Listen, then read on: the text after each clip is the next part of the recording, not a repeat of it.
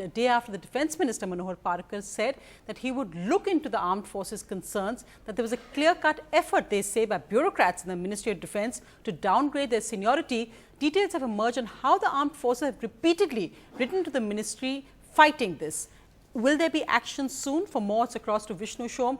Vishnu, is the Defence Minister taking these concerns seriously now? Well, Sonia, I think there are a lot of people looking for a Diwali bonus in the Defence Ministry, and there is a good possibility, in fact, that there could be some sort of progress in this in just the next couple of days, perhaps tomorrow itself. We'll have to wait and see.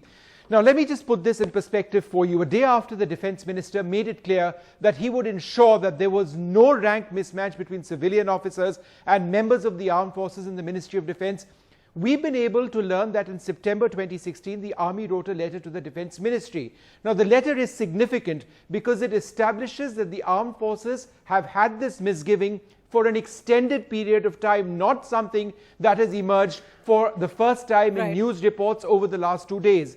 NDTV has also been able to learn that in September 2016, the Army wrote to the integrated headquarters of the Defence Ministry. In that letter, it said, "We are categorically objecting to the systematic downgrading of defence officers in status and equivalence vis-a-vis civilian officers." But this wasn't the first time. NDTV has also learned that in 2003, 2005 and 2008, other letters had been written by the Army, Air Force and Navy as well, expressing their concerns.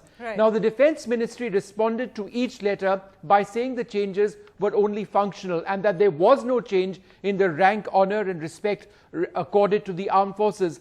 But the big question, Sonia, is this: will the changes promised by the Defence Minister happen tomorrow or day after to give the forces the reassurance that they need that their honour and their rank will remain intact? That remains the key question.